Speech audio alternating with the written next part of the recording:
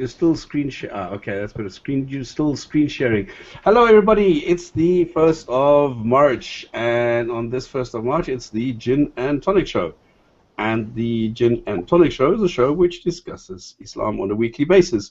We're always on 6 o'clock UTC every Sunday evening, and we are not only a racists and a astrologists. I think this is so funny. Why is there a word for somebody who's not a theist? There's no word for somebody who's not a racist or somebody who's not an astrologist. Why should there be a word for somebody who's not a theist? Anyway, there is, and since then we're just playing the games of the theist. We are people who do not believe what a theist believes, and a theist believes that there is at least one God. Then that means I do not believe what the theist believes, that there is one God. That's why I am an atheist. That means I am missing the belief that there is evidence for the existence of gods. That does not mean automatically that I have other beliefs. That does not mean that I automatically think that the, theory of evolution is correct, or that cosmogony has determined whatever, and abiogenesis has determined something. No, it just means that I do not have a belief, and that is it. So you can't say that not having a belief is a belief, and you can't say that there is an atheist narrative, because the atheist does not believe something. It doesn't say anything to the contrary. The same thing as the atheist does not have a worldview. Well, he might have a worldview, but atheist is not a worldview as such, because it's just not believing something. So you can't have that. So this always pisses me off no end when people are not able to even get the basics, and because then over and above that, I'm also a person. And now, as a person, I will have beliefs, and as a person, I will make claims, but not as or in my capacity as an atheist.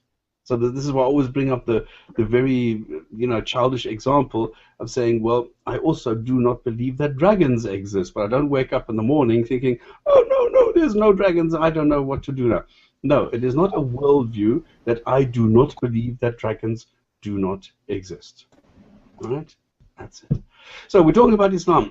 What is Islam? Well, Islam is a religion, okay? But it's also a socio-political system. It's a socio-economic system, which means that it brings social cohesion to a huge group, which is being indoctrinated by dogma, which is an ideology. And this is a political ideology. It's also a worldview, a way of life, and this religion determines all the other elements. It's also very all-encompassing because of the fact that it does try to control every aspect. I mean, some of the things we're going to show today, I think, is directly evidence of this, because it just shows that they can't accept any other kind of culture or any other kind of human output except an Islamic output. Or something that's, So the political ideology, I mean, a lot of people question me about this, but it's being implemented in several regions on this planet. And it doesn't matter whether it's Boko Haram, Al-Shabaab, or Daesh. Apostates are seen as political traitors. That's why they should be killed, because they are deserting the entire the Ummah. How do you explain Ummah? It's the group. It's the cohesive social group. It is the larger Muslim community. There you go. That's it. Because there's also a lot of similarity to communism, because I mean they don't call each other comrades but brother and sister, and they also don't like the capitalist system. They don't enjoy the aspects of democracy, and they would like to have the whole world running under one system, which is Sharia, which calls for the unity and the equality of all, well, unless you're a woman, of course, but all human beings before God are equal. Just when they're here on the planet, then 50% is worth a little bit less than the others.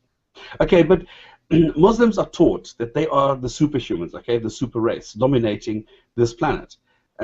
All this is based on the interpretation of a book, the Quran, and because the Quran is so vague and ambiguous, the interpretation of secondary texts, the Sunnah. And this is what we are trying to do. Okay, we're trying to explain Islam and the contents. It's not how to make nice with Islam or how to apologize for being Muslims or something. No, we're trying to be as objective as possible, as precise and as accurate and as truthful as possible. So if somebody does not agree, if somebody wants to make a suggestion, ask a question, anything, you're always more than welcome to join us here on a Sunday, 6 o'clock UTC. We are not censoring anybody, so it's not like what some Muslim shows are doing, that you only get the microphone at specific times and we control it. No, you are welcome to say whatever you want to say. If there is something that you are inciting racism or violence or something, I will just kick you. But other than that, you are free to say whatever you want to say. So please come on and please talk to us, no problem. Now, what we have is, we have Arash, who is going to tell us, well, let's just first see how it goes, because we try and run through a couple of things every week. So we start off with the definitions, then we do the video of the week, then we do the misconception of the week, then we do the news, and then we have a topic of the week. And the topic of the week, which is then followed by open discussion, which is then finally concluded by the Hadith of the week. And this time it's going to be not me, because I did it last time. So the video of the week today is going to be a thorough video documentary demonstrating the effect that Muslims have on society, the media, and everyone in the past and today. And it's called "We Need to Talk About Islam." And this is a new video, and I think there's a lot of contents to it, and there's a lot of food for thought there. I don't agree with everything. I mean, sure, but there's a lot of information on there, and I'm going to put a link into the description box later. It's a YouTube video, so anybody can go and just watch it. Okay, then we have the misconception of the week, which I thought is Zionist. A Zionist, I mean, it's being used so many times in connection with Jews, in connection with Israel, in connection with politics, in connection with all sorts of things.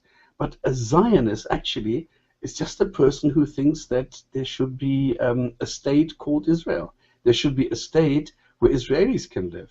And that is basically it.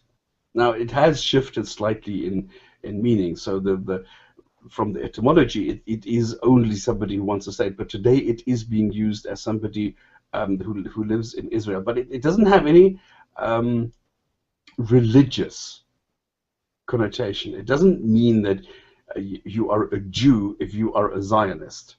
A Zionist is not automatically somebody who goes and propagates the building of houses in some area of non-Israel or something.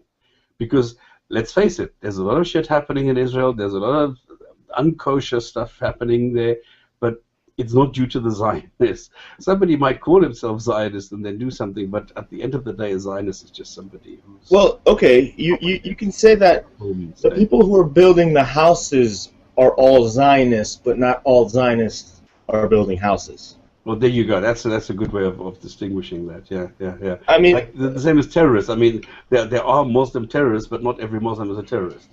Yes, I mean, I don't know, because you can't say every terrorist is a Muslim, even though it's like 90%. But let's get past that. No, Muslim terrorists are all Muslims, but not every Muslim is a terrorist. There we go. Well, obviously, Muslim terrorists, that's by definition. We got to come up with a better example. Yeah, but you can't be a Zionist if you're not from Israel. Yeah, you can. You can? Of course, we have many Zionists in America.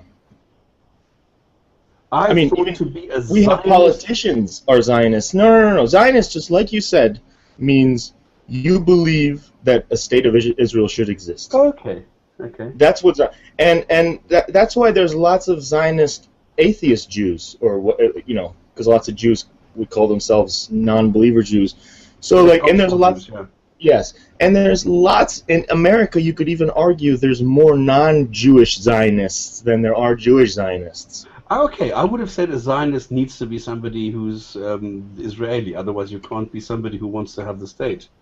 Oh no, because I mean, if you just look at one of the things they openly say, we support Zionism. I'm a Zionist. It just means that we support Israel. That's what it's kind of come down to. Yeah, but And not there's in a political actually, way. This is the point. but there's people living in Israel who don't believe in Zionism. Like the Hasidic Jews. Okay, but Do you know what I'm? the Israeli Defense Force is not made up of Zionists. I would, uh, I would say that they are, though. Why wouldn't they be? If you're fighting for Israel, then you probably are Zionist. You probably believe in it. I mean, why not? But a Zionist does not automatically support what the IDF is doing. I mean, that's like saying, yeah, that's true. Maybe a soldier doesn't support what the IDF is doing, but he's still a soldier. Do you know what I'm saying? But the supporter in America, the Zionist in the US, the US politician who supports the Israeli concept of having an Israeli country, does not support the actions of the Israeli Defense Force automatically. Yeah, that's true. I mean, there's lots of liberal Jews here. Like, for example, maybe like Bill Maher comes to my mind, or maybe even like, I don't know, famous liberals. But usually, I mean, I'm just saying American politics. When people bring out their Zionism, it's usually on the right, kind of on the far, well, just on the right. Because you have to realize America's politics are just on the right generally compared to other people. So even most of the liberals support Israel almost to the death, quote unquote, to just like the Republicans do. But yeah, continue. This is a good point you brought up, though. No, I was done. This is just I'm just going to go to the news, which. And next week, I don't know if we should do this now, or if this is a misconception that is, something that you just talk about for 5 minutes and that's it. Because I see that a lot of people don't really get the thing of charity. Okay, because Muslims say, yeah, we are more charitable than others. No, you're not. I mean, you're paying zakat does not mean that you're charitable. It's something that you have to do. It's like taxes. So you can't say that because the English pay more taxes than the people in Dubai, for example, who don't pay taxes, doesn't mean anything. You cannot have any kind of consequential thinking based on the fact that you are paying taxes, and a zakat is not the same as charity. So I would totally agree, but I think one of the reasons they say that is because it's part of the columns, and so they think that, hey, because because it's one of the pillars, so of course it's, so maybe that's why they think that, but obviously it's Scandinavian countries who give the most charity per capita. And the thing is also that, being charitable does not only mean giving money. For me, being charitable also means that you provide human rights for the minorities. That you are charitable towards anybody and everybody, that everybody is allowed to voice their opinion, that you're allowed to believe whatever you want to believe, no matter how stupid it is. So I think this is part of being charitable and not just donating money. Charitable is everything. Anyone means differently to different people. But I just know that, coming from kind of that Islamic background where it was always like giving alms to the poor is a huge way of getting in with God, getting into the kingdom of heaven. But again, and it's like a huge part, way more said than maybe I've heard in Christians, because I've been to churches. When I first moved here, I was really interested, so I used to go to church with my friend who was Christian. I was very interested. But they don't talk about feeding the poor and helping the poor as much as they do in, I think, the part of Islam that I came from. But I think I agree with you. It's not really charity when you're doing it for you, and you're doing it to get somewhere with it. And, like they said, you give you give charity or you give something to the poor, you are adding a brick to the palace of yours in heaven. So every time you do it, yeah, exactly. and obviously this is bullshit, because like I said, Scandinavians are majority non-religious, so they don't believe in religion, and yet per capita they give the most charity out, and that is, I think, way more honorable, because they're not doing it for a belief, obviously. And so this is, I hate that claim that Islam claims, And this is why I'm not sure whether this is a misconception or whether we need to have this as a separate topic. Anyway, I just wanted to bring it up because I had this during the week that somebody said, yeah, Muslims are much more charitable. And I said to him, no, actually, they're not. And the second thing is that comes to mind is that when I was researching this with Aira, I found that charities, Islamic charities, are providing for Muslims. So there's very few charities which are providing for Christians. True. Yeah. That's a great point, actually, because I was just going to say, most of the charities that I can think of coming from Islamic political parties, for example, Hezbollah in Lebanon, and just different groups, even like Daesh provides social things. It's all for political reasons, and it's not for just, giving out. People, I know I've seen like charities that just give out to third world countries who you can choose where you want to give it to. There, you never get to choose who you want to give it to. You just give it to the agency, the Islamic agency or whatever, and then they distribute it, and usually it's done for their political purposes. Yeah. So yeah. And there was a charity which claimed that we are providing food hampers for humanity, and then in the end they were asked, well, what did you do with it? Well, we provided 30 food hampers to the children of some needy Muslims. So again, this is it's staying in the fold, so to speak. So it's, in my eyes, it's not real charity. That's it. So yeah, I don't know. It's a bit strange. And the third objection I have to this is that a lot of this zakat, a lot of this charitable money ends up with dawah organizations who are buying cameras and equipment to provide more dawah. I mean, there's a brilliant audio out there where I can't even remember who this was. I think it was Rationalizer who called in and said, I want to donate for the children in Somalia. And he says, well, no, rather give us the money, because if you convert somebody in the UK, the points are much higher, and you have the train-the-trainer effect that more Muslims will be around, whereas if you go and you save one child, you've only saved one child. But if you convert one Muslim, you might have converted 3 people. And this is what they said on air while they were doing a charity drive and saying, give us money, and we are doing this for Somalia, but actually we would prefer you to give it to us so that we can provide more dawah.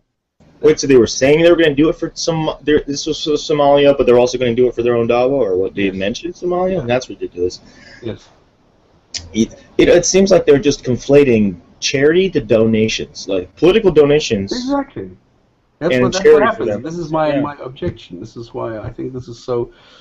Actually, and one more thing I wanted to say relating to the Zionist thing, it reminded me of another misconception that I wanted to bring up, which I'm not too sure about. I think it's maybe deserves a whole show. What is it that creates so much hatred between Israelis and Arabs? Is it a religious thing or is it a political thing? And what do you think, first of all? Okay, I think it's political. Yeah. I used to come out before I got into my whole political thing. Of course, there's lots of quotes in the Quran that says the Jews are bad and, kill the Jew, don't befriend the Jew, don't trust the Jew and all that. But what has caused the issue right now is mostly politics, but of course religion really helps to get the weak-minded to get going. Because if you think about it, ever since Muhammad's time, Muslims really didn't have to deal with any Jews. So they never really had problems. After they took them out in the first place, in the first conquest, there's no more Jews for them to really worry about until 1946, 45, right? 8. Or I'm sorry, yeah. Well, yeah, but do you know what I'm saying? Yeah, that's it. Yeah. So It is linked to the entire state formation. yeah, what I'm saying is, Islam really doesn't have anything to do with it. This could have been an issue if it was moved to maybe some Asian country, but the fact that they are Muslims. They also look at their book and then they see the name of a Jew and then they make connections and then they're like, well, Muhammad hated them since then, so these guys are the devil, and so it just feeds on each other, you know. So yeah.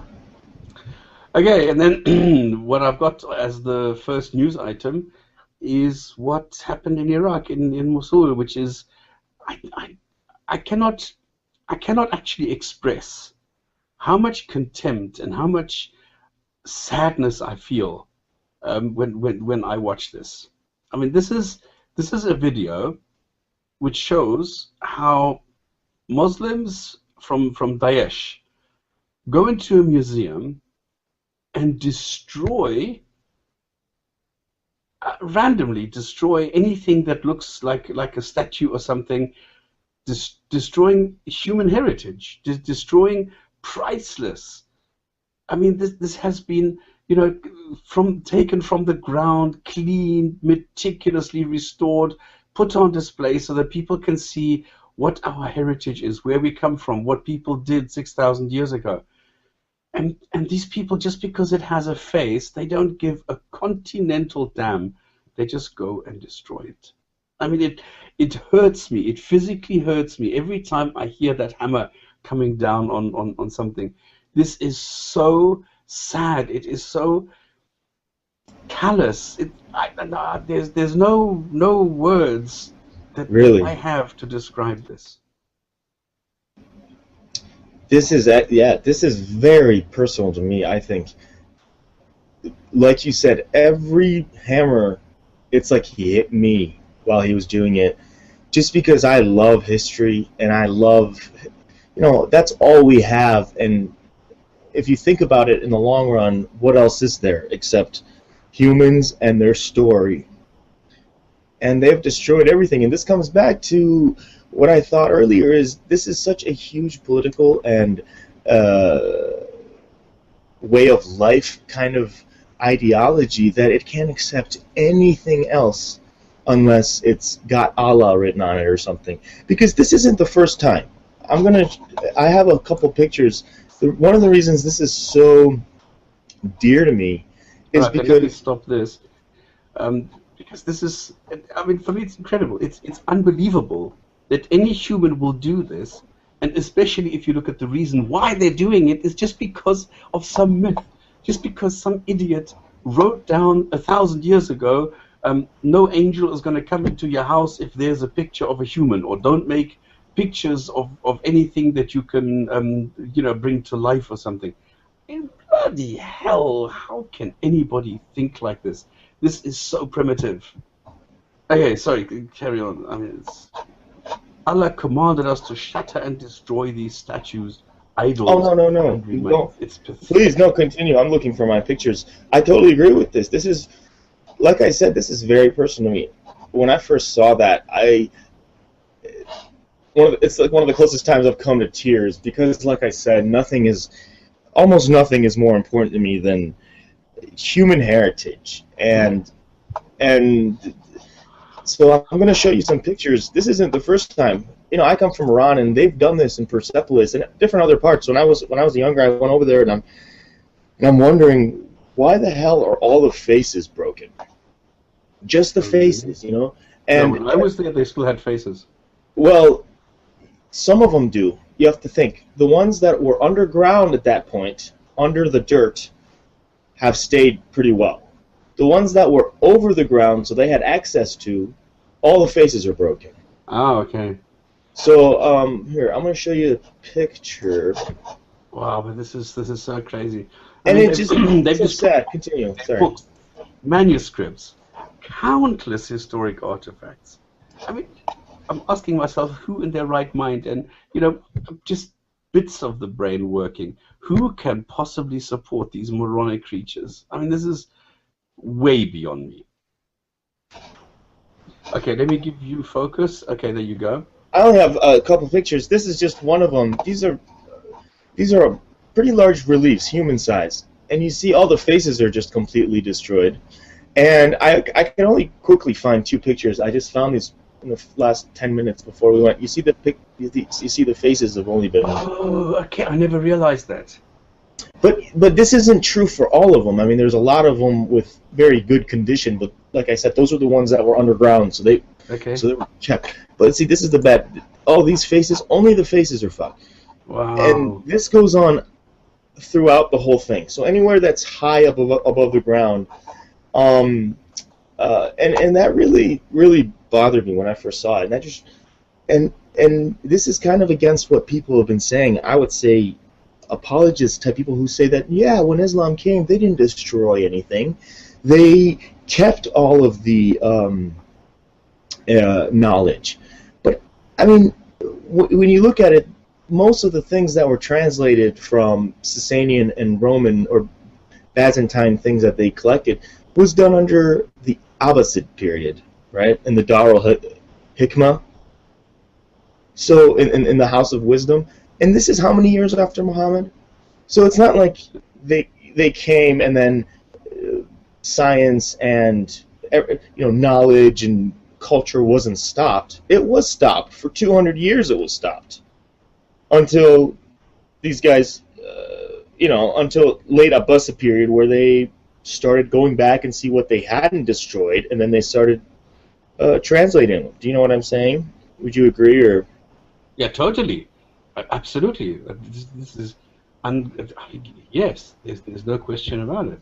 Just because I personally think it's a cultural thing that was true back then, like maybe even a cultural inferiority thing when they came out of the Arabian desert. I mean, do you see any real...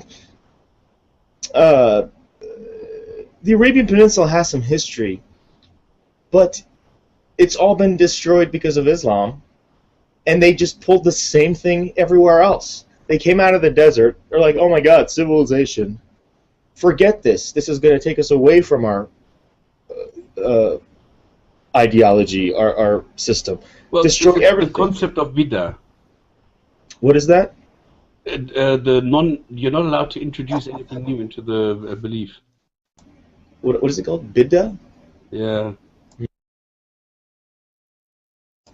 Is it a Sunni thing? I don't This I don't know. I just know that you're not allowed to introduce anything new into the religion. The only thing that you have and that you're allowed to have is the Quran and then the Sunnah, and that is it. So you're not allowed to introduce any other texts into this and say, well, this is also part of it. I mean, they're going against it. I mean, don't make no mistake about it. I mean, all the, all these scholarly recensions that you get, of course they're adding stuff.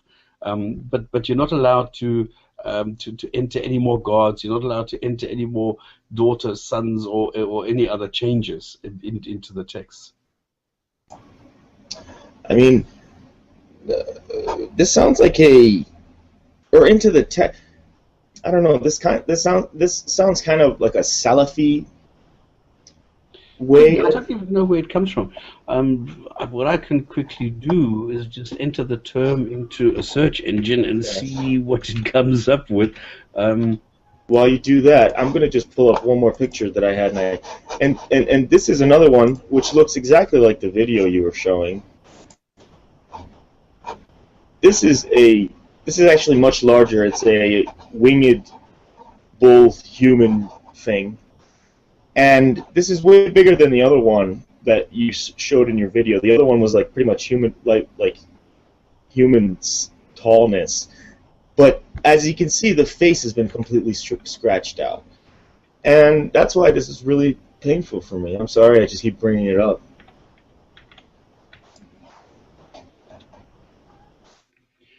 Okay, yeah. In the light of Holy Quran and Sahih Hadith. So what it says is that the topic So, in respect of the Bid'ah or bid'ah, there's so many relative. What is bid'ah? The word literally means an innovation, something new. Normally in science, we welcome helpful new innovations. However, when we talk about the Deen Islam, since the religion of religion is holy, there is no scope for anything new coming into Allah, into Islam. So this comes from 42:21. Or have they partners with Allah who have instituted for them a religion which Allah has not ordained? So everything has to be based on what God says. And the second definition is taken from Hadith of Muhammad. I urge you to adhere to my way and the way of the rightly guided successors who come after me. Hold fast to it and bite onto it with your eye teeth. I don't know what eye teeth are, eyes and teeth, and beware of newly invented matters. This is the problem, because in the Quran it always says learn, ponder, reflect, use your intellect to appreciate what the Quran says. Go and look at what God has provided for you, but nothing else. And this is why more than 50% of the Muslims today are illiterate, because they don't need anything more. They are saying, okay, we have the Quran, we have Islam, and that is all that we need. Anything else is bid'ah. And this is why they don't want to introduce anything new. And I don't know, 50% of Muslims are illiterate. It's not being mean. But, okay, I'm sorry. Continue. I just wanted. I don't know if 50% of Muslims are illiterate, but. Yeah, it's a little bit higher. It's about 58, 60%. Really? Yeah. This is like an actual statistic from. Yeah. Oh, absolutely. And these are Islamic statistics. These are, for example, help combat illiteracy. This is like Islamic. What countries? What countries? I mean, I'm thinking like the largest. I mean, this must be mostly Indonesia or whatever, because that's the and majority. Bangladesh and Mali and Niger. I see. Okay, I see. Okay, I'm sorry. Continue. And this is why you have this sad state of affairs. This is why you have very few highly educated Muslims. This is why you only have one single scientific Nobel Prize, awarded to a Muslim. I mean, there's how many Nobel Prizes by now? It's something like 1,000. There's 1,000 people with a Nobel Prize, all right? And well, there's one Muslim with a scientific in chemistry and this is from 1999. So this is already 16 years ago. So they're not really doing a lot. No. I agree with you, but you also have to take in consideration that the state of affairs that they're in at this point. I agree with you. But when you look at back in the day, like I said, the Abbasid period, that was when Europe was going through the Dark Ages, and they did have lots of.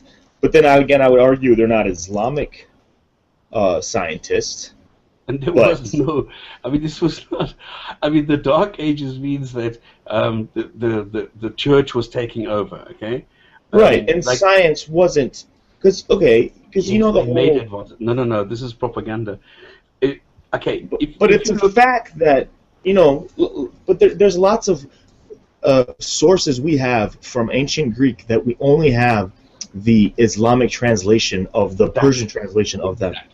This is what happened. As they were conquering the countries, they went and Arabized it. And this is why we have a lot of texts where the originals were destroyed and the Arabic versions are still there. And right, but then they didn't really get into Rome. They were. Okay, in 1258, Emperor Friedrich the Great, he died. Now, up until 1258, Muslims were sponsored by him. I mean, they were in Sicily, they were in Italy, they were doing research. And he was very much a proponent of modern age thinking. Wait. He died, the church took over. They took all the instruments, they took all the materials, they took all the documentation. Wait, he was hiring them to do research? He was hiring Muslims? He was sponsoring them. He didn't hire them to do this, he was sponsoring them. Mm-hmm. And then when he died, they were chased out of the country. So why would he do that?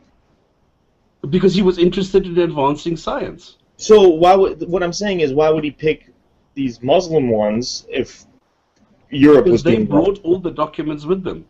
And they were interested in this. They brought all the instruments because remember they went and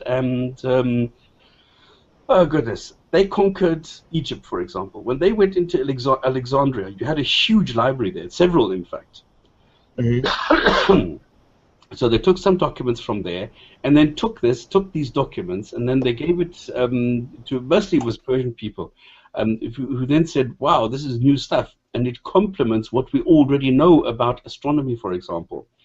Then they took the information that they had, plus the information in the documents, and then wrote new text based on that, and then they did some research, advanced it, and then documented this. Then they took this, for example, to Sicily and to Italy, and then Friedrich the Great, he then took them and said, okay, advance this, because he saw a technological advantage for himself, maybe only in warfare, this I don't know, but he saw an advantage there and sponsored this. But I see what you're saying, but I'm just saying that this must have been because there was something lacking on his side. Yeah, absolutely. No, these were very clever guys. These were brilliant. And then what happened when he died? This reverted, and then the Catholic Church took over and said, no, we can't have Muslims, or we can't have people which are not Christian monks doing this.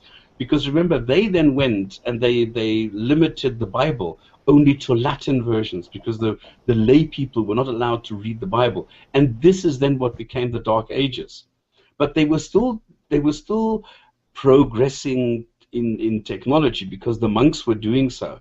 So a lot of things were handed over to the monks, and then they continued doing that. So this thing with the Dark Ages in Europe, this is more of a myth. Yes, there was a lapse, and yes, there was a slack, but it wasn't like yeah, I mean, I agree with you. This is kind of going against what I was saying earlier, but I agree with all this. But why did we bring this up is in response to what was going on in the Islamic world at that point, right? Right. It's not a matter of Europe being completely desolate and completely, of course, is false. Neither the one was so high, neither was the other so low. So it's like a halfway in the middle balance. But what I would say, why? Okay, yeah, I don't know about halfway in the middle, or yeah, I would agree with you that it's not that one is really high and one is really low, but one was obviously surpassing the other one. Absolutely. But why? Absolutely, the Arabic world. Please don't say Arabic world. This is what I think is the bad thing, because most of these scientists and these things were not even Arab. Iranians, yes. But why though? Why would we even say Arabic? And it's not even Islamic. But this is I am even using this. Okay. The Levant, the Levantinians, I mean, I don't even know what you can say. Maybe you could say ancient or late antiquity Middle East or something, or Middle Age Middle East, yes, or something. Because here's my whole thing. All the things that I've been reading about the Abbasid period is that it was one of the least Islamic of all these dynasties. Yes. So yes. No. It started. That's where it started.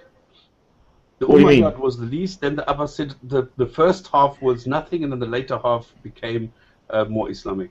Well, actually, it's opposite. It's the Umayyads were very un-Islamic, and then the Abbasids came into power with actually a group of Shia Sufi radicals in order to bring back Islamic law. And then after they got it, after one king or two, or one caliph or two, it just completely lost that idea, and then they just went their own way and became even more like that than the Umayyads were.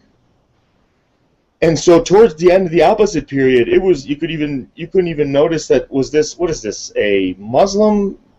I mean, obviously it was Islamic, but we have lots of sources that throughout the Abbasid period, in, for example, Fars province in Iran, there was lots of wine growing and wineries happening, and lots of trading going on within that area with wine. We have like receipts, and so I can't imagine this being a hugely Islamic empire if there's so much wine being grown and a huge wine industry happening. And so, you know what I'm saying? So I don't think that, yes, they were doing very well in science, but that's maybe a huge result of the un-Islamification of the region after the Umayyads. You know what I'm saying? Okay, so maybe I need to change my mind here, because for me, the height of the Islamization was 8th century, but the second half. But that's the question. What do you mean Islamization? Do we mean a height of an empire who is Muslim, or do we mean... Yes. Well, okay, that's different from Islamizing. Because when I'm thinking Islamizing, I'm thinking of what you were saying, Arabizing. That's No. Sorry, no, I need to retract that with the Arabs. No, what I'm talking about is, because, look, for me, Islam developed out of the expansion, where they needed people who were not drinking and not womanizing, but were fighting. So they needed warriors, and they needed people who were fearless when the opponent was human. So they needed to be afraid of a god. They needed to be like fighting fit for the expansion that they would bring, and this was being done with the help of Islam. Right. This is how I put this together. This is my personal explanation how of late why does no this alcohol, expand, no though? women, and all that. How late does this expand, though? No. This started in the 7th century, goes into the 8th century, and then ends at around the 9th century. Can you give me dynasties right now? Oh, well, what is the... It was with... So you're saying after the Abbasids? The righteous caliphates, then the Umayyads, and then the Abbasids. See, I would say this ends after the quote-unquote righteous caliphates. I would say that the real Islamic... When I say Islamic, this means that probably Sharia was... Yeah, but this didn't exist yet. Oh, of course.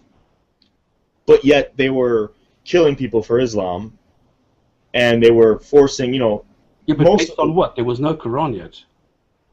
There was a Muhammad, and like you said, it's forming out of if you repent, you're actually repenting from it's like a military.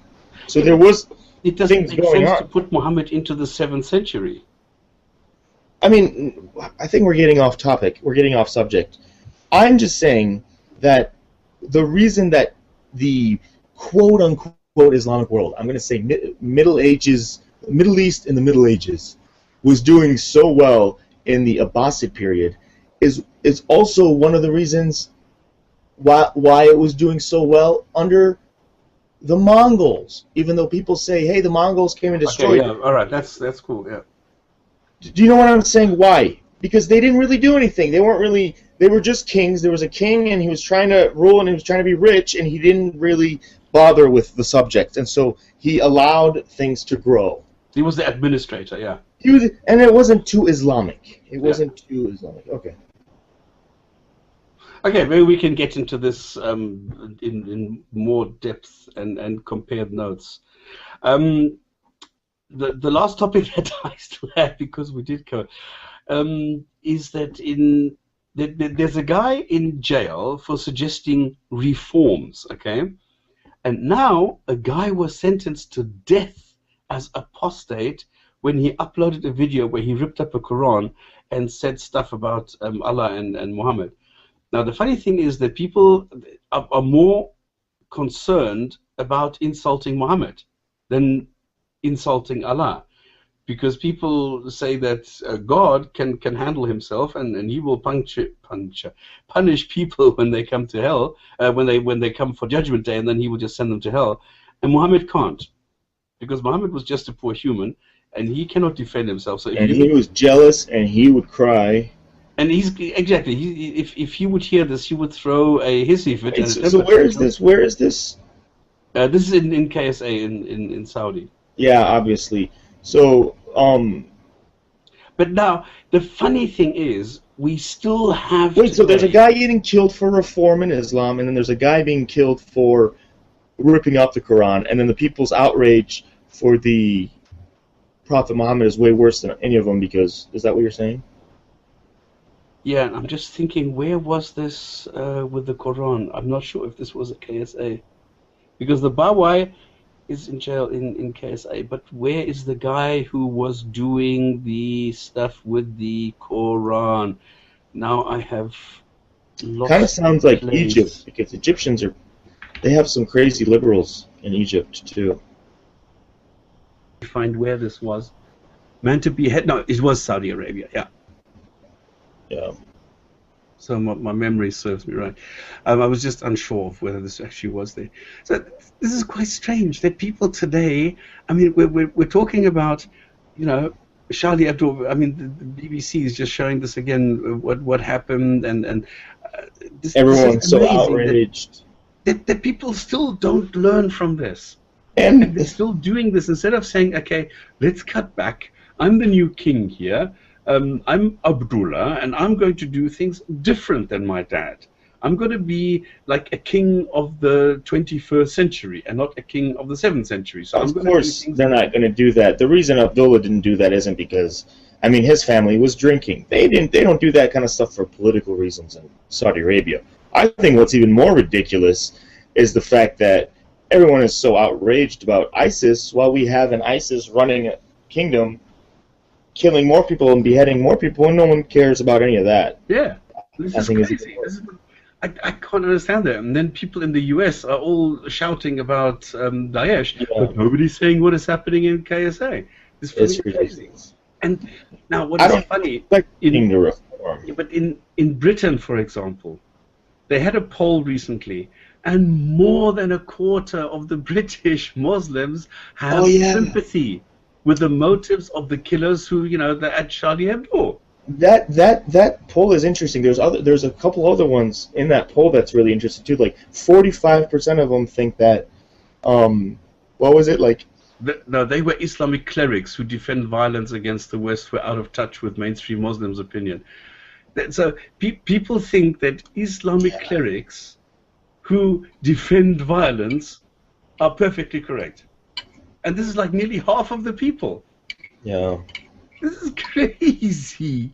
Or I don't what is believe it like? It's in Egypt. It's like I swear it was like 60% of the people think that apostasy, you should be killed for apostasy or something like that.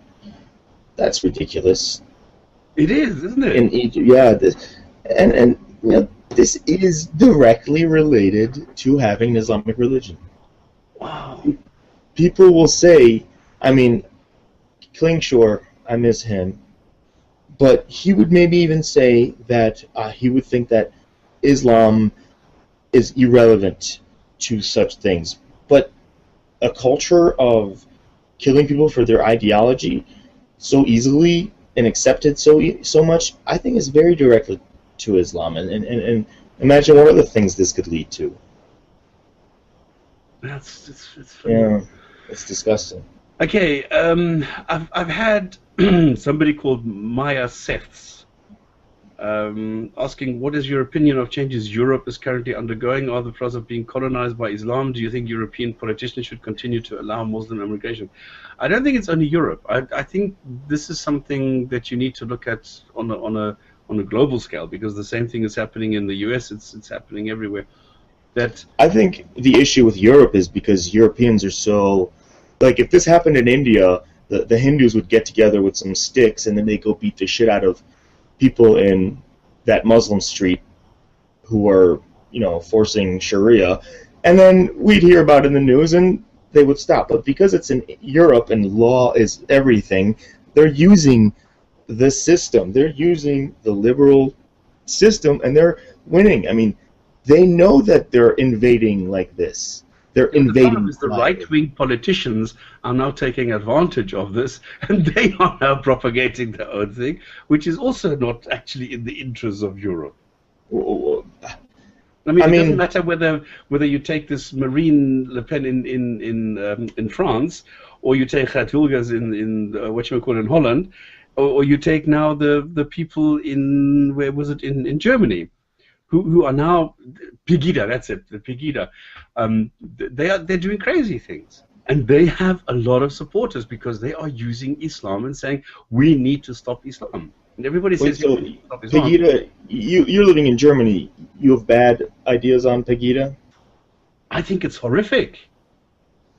I think, look, See, I don't live there, one and single topic, which is the Islamization. You can't have people, you can't have Muslims going into the schools and saying, we insist that evolution not be taught and that creation by God be taught, okay? This is out, okay? You can't have that. But, I mean, just because somebody believes something, you can't just go and you know, you can't divide up the country into Muslims and non-Muslims. You can't. And most of the Muslims, you don't even know that they're Muslims because they're just normal people. It's just that there's some idiots who run around who are recruiting, and they're recruiting like crazy, people to go and die in Iraq because they have this agenda and they want Islam to take over the world and things like that. But it's not everybody. But now to go and you know, you can't check everybody into the basket and say, okay, close the sack and now beat anything that moves. I think that you need to profile, though. You can't just go without profiling. But I think you should profile more closely. Yes, it's not all Muslims, but it's mostly they're having, like for example, in England, they're having Pakistani problems, right? Most of their gang issues with the Muslim gangs are Pakistani gangs. So they should focus on Pakistani Muslims a little harder, and I'm sure they do. But I think that stopping immigration is a huge part. They are coming in one by one, and at some point, they're gonna, you know, Muslims punch way higher than their weight class. Yes, absolutely. In politics. And this is why we need education, we need information. This is exactly what we are trying to do here, to inform people, to educate people what Islam actually is, so that they stop doing this thing and appreciate what Muslims are really saying. This is the whole point. I mean, if I listen to them, if I listen to Muslims, what they are telling people, I laugh at them. I say, how can you say that? You can't just say, okay, here you're saying Muslims, but then you're talking about those ridiculous Muslims. Yeah, okay, and then earlier you were saying, yeah, you know, and that's the issue, because yes, I would agree that I don't know a single Iranian here that wears a hijab, let alone, you know, but then I don't know a single Saudi woman here that doesn't, okay? So there are certain groups that do really, you know, I'm not, of course there's lots of Iranian radicals, but they don't really move here. What I'm just saying is, there is a problem with this group of people coming here. And you can't just, you know, they're using the slow process of our democracy to get into the system. By the time people come together and get together and talk about it in their forums and in their states, congresses and everything, what are we going to do? They've already, it's 2030, and they're already 30% of the population, and now they can vote and they have congressional seats. You know, this is why I don't blame such things as Pegida, because this is, what do you expect when you're getting invaded by other groups of people, you know? I mean, this is natural for me when I see a crazy hooligan in England, you know, like he is definitely a bad guy. I would never want to be with him. But when he freaks out over some random Muslim because of the Islamization of his country or city, you know, you have to appreciate some of where he's coming from. It's not going to go away either. You know, this could, you know, you could have a civil war in England if you have a 30% population of Muslims at some point. Yeah. So the changes in Europe are that people are divided. That I would say maybe not 30, but I think there's three groups. The one group understands what Islam is, and they are saying, okay, we can't demonize every single Muslim. We just need to understand what it is, what they're trying to do, and we need to stop that when it starts affecting the rights, the human rights, and the core principles of our culture and our personalities here. The second group says, well, we need to accommodate them, because after all they are human beings and they are like Christians, and because we tolerate Christians and Jews, we also need to tolerate Muslims. And then you have the third group who says, we go and we don't want anybody outside of our national culture entering into the country because it can only cause, be detrimental for us. So I think these are the basic three groups. And what I think we need is we need information to show what does it mean if a Muslim says Islam says. What does it say if a Muslim says God says? We need to make people understand that there is a huge difference. We need to make people understand that all these claims, and this actually comes now into another question that I got by unwashed masses. What does it mean if a Muslim says, well, actually the expansion of the universe is already mentioned in the Quran, as is the Big Bang? Does it actually mean that the religion of Islam is so modern that it can fit into the 21st century, and it's only the Sharia which cannot? What is actually the Sharia? And these are the things. I think this is the Sharia should go into our misconceptions section, because most people don't even understand what Sharia is. We should dive deeper into that. Totally agree. We should definitely dive into Sharia. I'm sorry, continue. No, that's it. No, I'm done. End rant. I mean, yes, and for example, I really think I've been thinking about this whole European crisis. What was the questioner's name? Maya Setz. Maya. I think, wasn't he on here before? Could be, yes. Yeah. I think of such a issue like myself. Okay, I think of Iran. One of our issues, I think, is Islam. And I look back at history. What happened? At some point, there was a government that allowed Muslims to migrate wherever they wanted. And so at some point, we have places in Iraq, like Kufa, is a place where just a huge number of Arab Muslim migrants, who are usually families of soldiers and soldiers, created a city named Kufa. And then from there, they started... Is that on the coast? What was that? Is that on the coast? It's in Iraq. It's like south of Baghdad, a little bit south of Baghdad. It's not that far south, okay. No. And so it's big script comes from. What? I guess that's where it must, because that's the only Kufa that I know of. But it started as a military camp, and it turned into a city, and then there was large, and I'm thinking to myself, this is where they needed to put a stop to it. If they didn't allow such just peaceful Muslims coming in, okay, at some point, women and children, and then mixing into the culture, and then becoming the majority, and then all of a sudden there's mosques everywhere. How do you fight with this when they're winning this other way? It's like Muslims say, we use booby traps because we don't have missiles. We use terrorism or suicide bombers because we don't have planes. Okay, you're fighting a war, whatever makes sense to you. But this is also a war. It's a silent war. It's a soft war. And what do you do? What do you think about? Tell me, what do you think about the European Union? Do you think it's a good thing?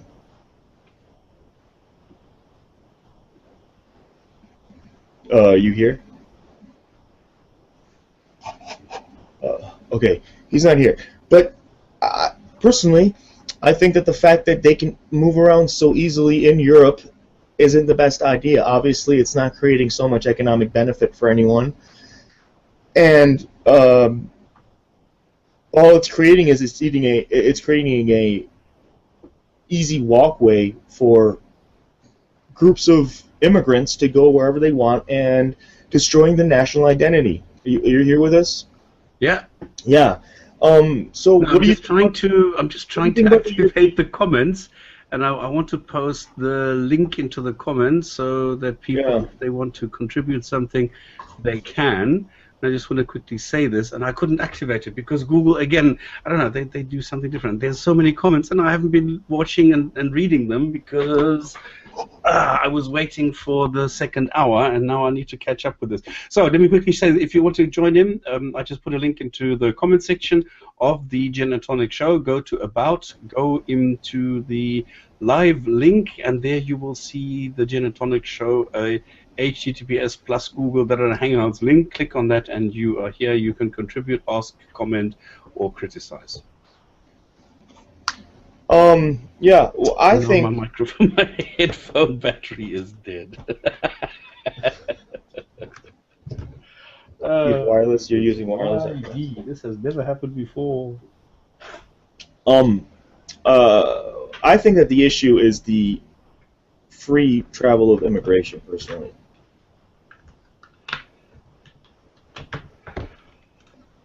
Okay, now I can hear you again.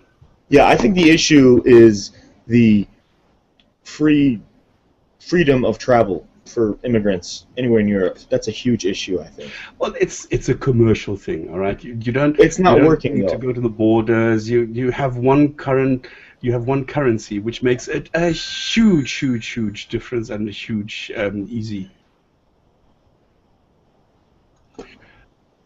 Which makes life a huge easier for anybody and everybody. It's not only the travel; it's the commercial aspects that there's no borders.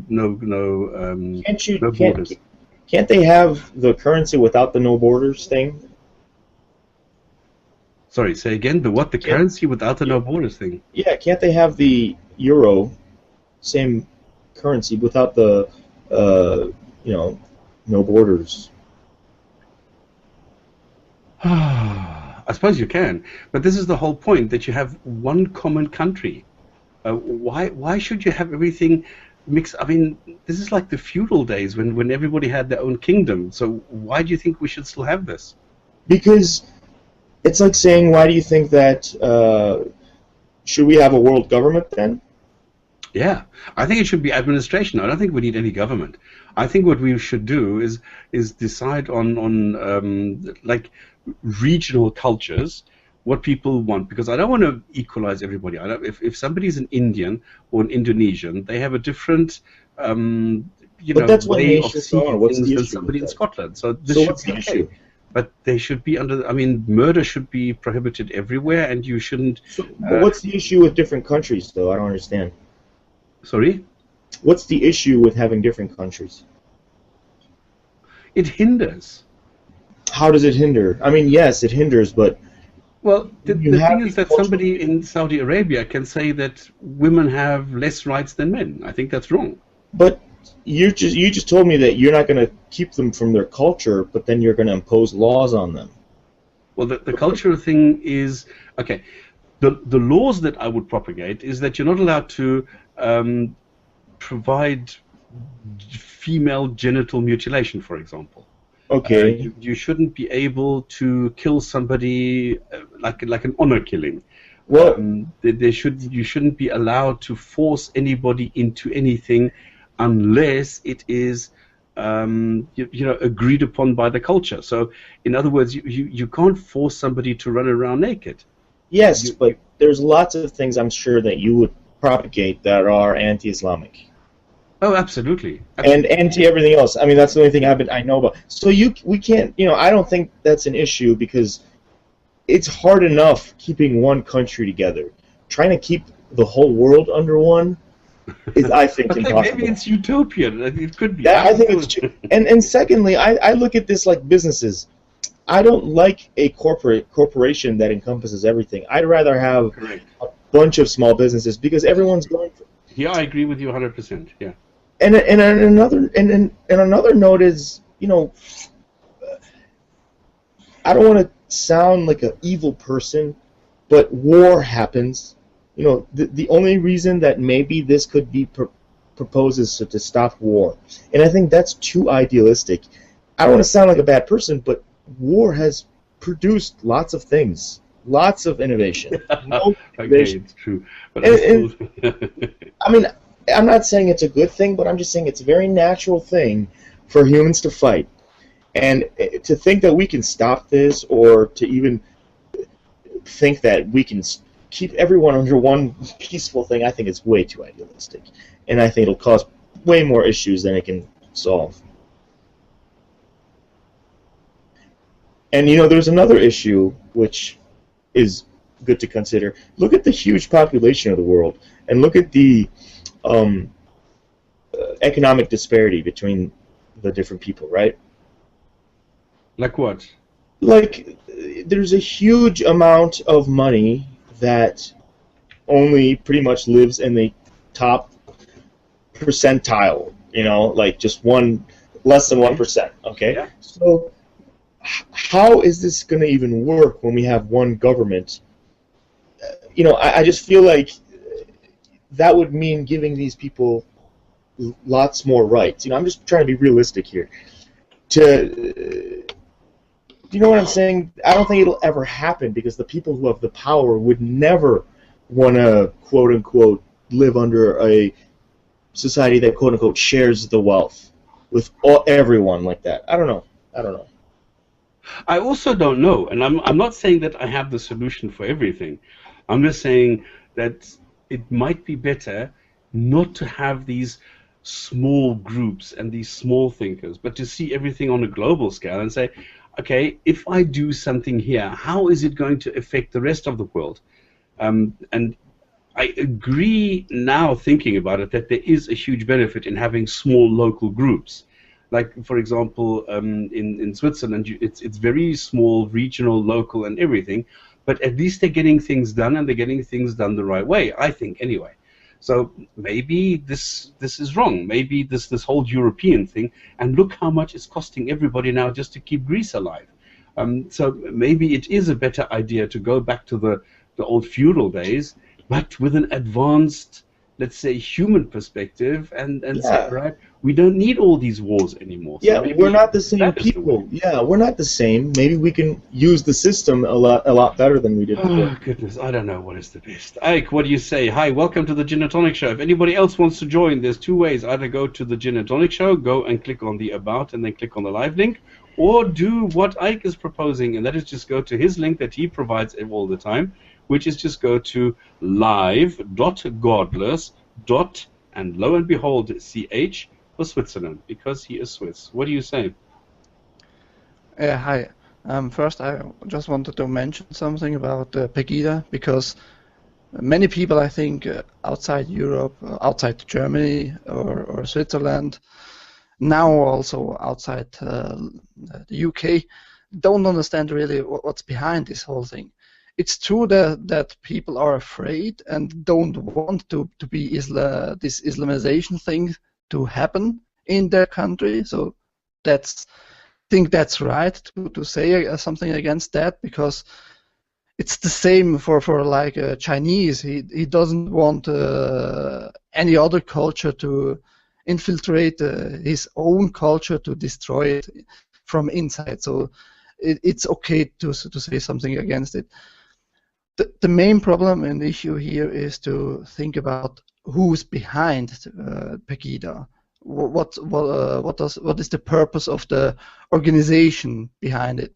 And these people are then the real bad ones, because those are the real racist and don't want to any other people from any other nation that isn't German at all. So these are racist. I see what you're saying.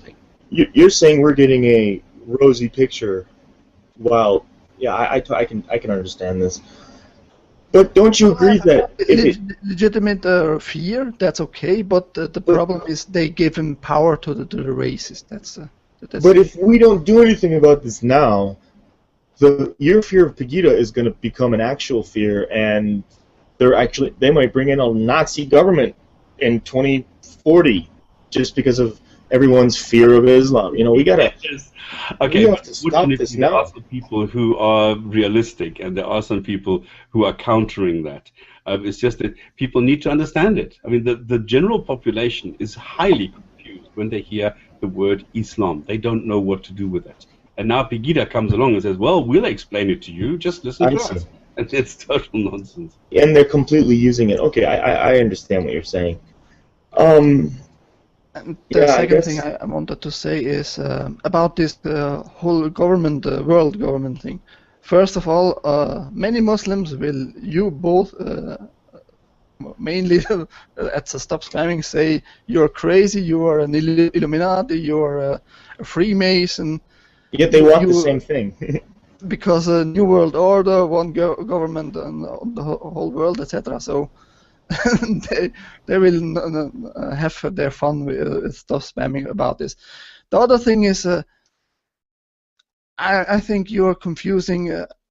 Arash is gone, but I think Arash is confusing about culture, the law itself, because when you look at human history, the people have gone a little bit calmer. They have realized that killing is bad. So in Europe, in most countries, almost any country in Europe has realized that the death penalty is wrong, even if a killer is sent in the jail. It's like the same. We don't rape rapists, or we don't steal the houses of a family just because one in the family have stolen the house of another human being. So the people on the world realize slowly this thing. So one government on the whole world, I think, is possible. It just needs time, more time. Well, I think it needs a lot more time than we are here, because I think of myself as a open-minded person, but I can't even accept anything close to such a thing. And I think there's a lot of people around the world. So maybe there's in a long time, maybe such a thing could happen. Yeah, but I don't think we have that much time. I think we need to move relatively quickly, because if we don't move now, it's going to be too late, because a lot of people are being like indoctrinated right now at the moment, and then it's going to be very difficult to reverse that. What are you talking about? I'm talking about the trend at the moment where we have a lot of, in the US, it doesn't really matter where, we have the perception that because Muslims are whining so loudly that they are being persecuted. And that is the impression that a lot of people that I have are coming to me and say, yeah, but why do you think Muslims in our country are being persecuted? And I said, hang on, they're not being persecuted. What are you talking about? Yeah, but they're always saying that they're not allowed this, they're not allowed this, they're not allowed that. I said, hang on, look at the percentage of the population. If you have another group with an equal percentage making the amount of noise that the Muslims are making, you would be up in arms about it. It's just that they are using propaganda, and they are using the tools available we're giving to them. I think that time will solve this, actually. When you say I think that time would solve that, I think the more time goes by, the more people see behind that false narrative. No, the demands are going up. Yeah, and I mean... But does this matter? I mean, I personally don't think. I think it could work. That the government on a larger scale is established, and still the culture thing is still in every. Well, I mean, what do you? Race, I mean, like race. If an Indian wants to have clothed himself like an Indian from a but it's not all about Indian, clothes, though. It's or the food, or etc. So. But it's not about clothes. In Islam, it's about in Saudi Arabia, it is about keeping women like the way they are right now. One of the reasons the king doesn't bring some reforms in is because if he does, the people will explode in madness. Yes, but like I said, it just needs a little bit time, I think. I think it needs a little bit more time. Since 30 years, you have the internet now, about 30 years, and people all around the world see what happens in another country, in another nation, etc. And all governments can't, like the Saudi government, can't just do whatever they want now, because Amnesty International reports on the whole world, and the whole world then for 1 week or so looks on this country, and even the Saudi government doesn't want to look that bad, so they will do over time, I think, either crush their own government and establish a new one with probably a civil war, or by themselves and say we don't want any monarchy anymore, etc. That's just my thoughts. I don't know. I'm a lot more skeptical about Saudi Arabia. I've been reading some books about internal Saudi politics, and it's not looking very well for the but this thing, they have money now. They have money, and the Saudi kingdom, this small group of people, they will have their money even in 200 years. I think that this will not go away, but they will not have the support of the people itself, because they can't go all the time with this behavior. You have seen this with Saddam Hussein. He was an allied from Europe and from the US. You have seen this with in Libya. He was a very good friend of Europe, especially Italy, and all of a sudden they didn't like any dictators anymore. Why that is, no exactly. But you see that the information travels very, very much faster, and you can't stop this. But would you say that has the internet been positive for dawah or anti-dawah? Both, because you can use it both ways. I mean, which one do you think is more? You're saying internet is going to solve the issue, which I'm hopeful to believe. Not solve, but help very much. It's going to help. That's why I'm hopeful. This is why I'm hopeful.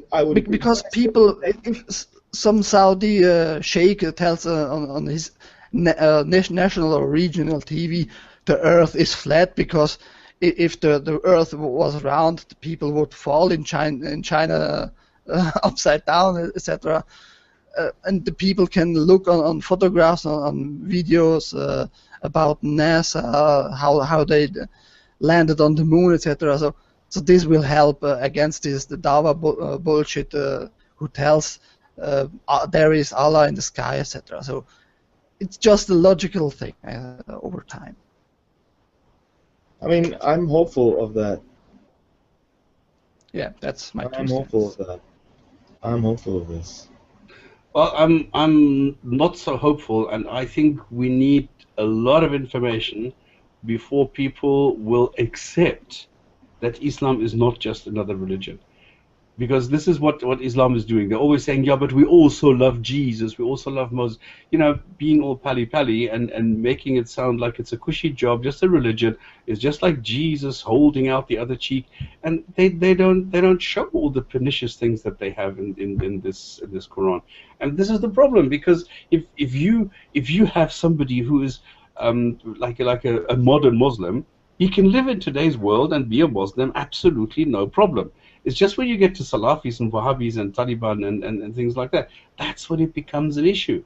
That's when you start getting into Daesh territory, and that's when it starts getting violent. And this is the problem. How do you distinguish between the violence of a Daesh and the normal person? They are both calling themselves Muslim. There is a grouping within them with a name. That's where you get very politically incorrect, and you start actually. Exactly. What I think what you should do is start dividing Islamic communities and start saying which one are not good. Yeah, but how do you do that? You can't classify them by name. Yes, you can. I mean, look at it. Give me a Wahhabi sheikh that is a piece. Let's say agrees with what we. I mean, it isn't a suicidal maniac. How about this? Isn't someone who's saying just go and die in Syria to fight Assad or kill the Shias or whatever? And do you know what I'm saying? Okay. There is an issue with some beliefs. Like what I heard now is that somebody said, all you guys are stupid fools, because what you are saying is Wahhabis, Salafis, and all these people today, all right, that they are violent and backwards. No, they are not, because they are actually going back to the Muslim Brotherhood, which was only founded 100 years ago. All right, so what they're saying is the Muslim Brotherhood is a direct result of the First World War and then the Second World War, So in other words, this is a fault of Western the West. imperialist reaction. Okay. It is a reaction. Let me just finish quickly. And yes. what we are saying is Wahhabis and Salafis is actually a misnomer, and it actually only goes back 100 years, because the Wahhabis and the Salafis are only saying that the Quran and the interpretation delivered by Abu Bakr, Umar, Uthman, and Ali. This is just the interpretation of what we are supposed to use, and that is it. And if we stay with this, we don't have any problems, we don't have any violence. That's what they're saying. This is exactly what they're saying. This is what I see on TV again and again and again. So their point is, this is the fault of the West, that there is a Wahhabi sect. That's what this guy's saying? No, he is saying they're not going back to the Wahhabis. He says if you take a look at the Wahhabis are actually good. The problems come in when you are looking at what is based in the Muslim Brotherhood, which is a creation of Western imperialism. Yeah. Okay. I don't agree with this guy. First of all, you have to look at the history of Wahhabism, Salafism. No, this is not a guy. This is the I've seen this in several TV interviews in the UK and all over. But this makes no sense, because Salafi Islam and Muslim Brotherhood Islam have the same roots in Qutb, right? And what is Qutb saying? Go back. Okay, I don't care whose fault this is that this is here. The problem is we need to distinguish, okay, yeah, this is an issue, right? Right? I was muted, sorry. Yes, right.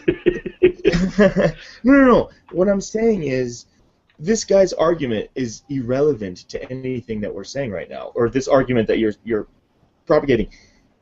Salafi and Wahhabism is an issue because it's the West's fault, because they created the Muslim Brotherhood, and that's the problem.